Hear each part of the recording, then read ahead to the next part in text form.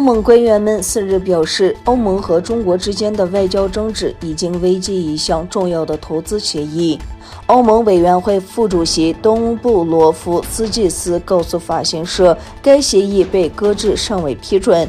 东布罗夫斯基斯在接受采访时说：“我们现在在某种程度上已经暂停欧盟委员会与该协议相关的政治宣传活动。在目前的情况下，欧盟对中国的制裁和中国的反制裁，这当中包括对欧洲议会成员的制裁，显示环境不利于批准该协议。”今年3月，欧盟因中国破坏东突厥散维吾尔人与其他少数民族而对其实施制裁。这是自1989年6·4事件以来，欧盟首次对中国进行人权制裁。北京立即作出回应，宣布对欧洲议会成员和其他人士进行反制裁。近几个月来，各界对这项投资协议提出了质疑，专家和人权倡导者呼吁欧盟放弃这项交易。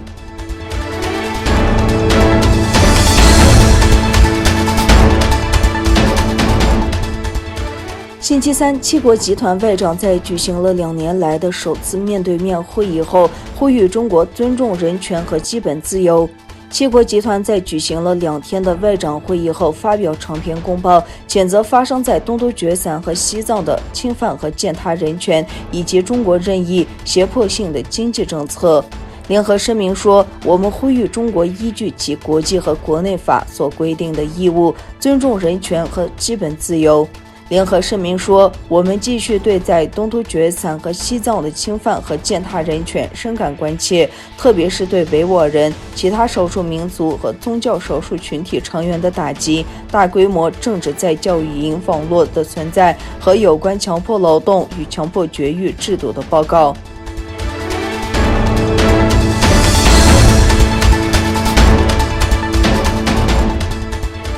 新西兰国会星期三无异议通过一项议案，确认东突厥散发生严重侵害维吾尔人和其他少数民族事件，但议案避免使用种族灭绝一词。新西兰国会所有政党讨论了由行动党提交的上述议案，提案内容在删除种族灭绝一词后一致获得支持。新西兰行动党副党魁布鲁克·范费尔登在国会表示，为确保获得总理阿德恩领导的执政党工党的支持，他必须删除种族灭绝一词，改为严重侵害人权。范费尔登补充说：“如果我们相信那是种族灭绝，我们的良心一定会要我们说出来。”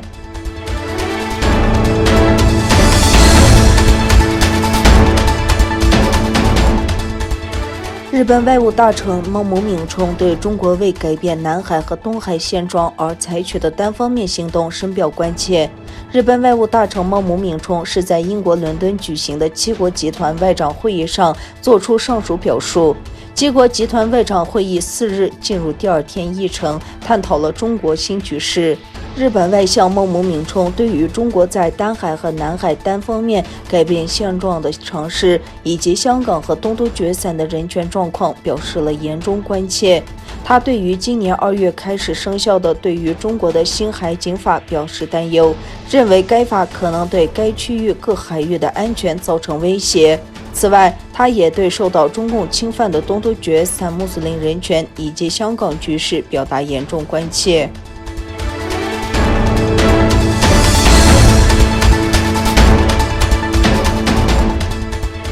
美国国防部发言人麦克霍华德发表声明说，预计中国长征5B 导弹将在5月8日左右进入地球大气层。霍华德说，导弹向地球大气层的精准进入点只能在其返回后数小时内确定，但第18空间控制中队将提供有关导弹位置的每日更新。通过太空轨道网站，麦克道维尔解释说，由于导弹的移动速度，即使在条件上有微小变化，从根本上改变了弹道，但这一点上几乎不可能确定碎片的前进方向。长征5号 B 火箭搭载中国太空站天和核心舱，4月29日从海南省文昌航天发射场发射，进入低空地球轨道，但火箭核心节并未像一般使用过的火箭回到大气层，落入一个划定的范围。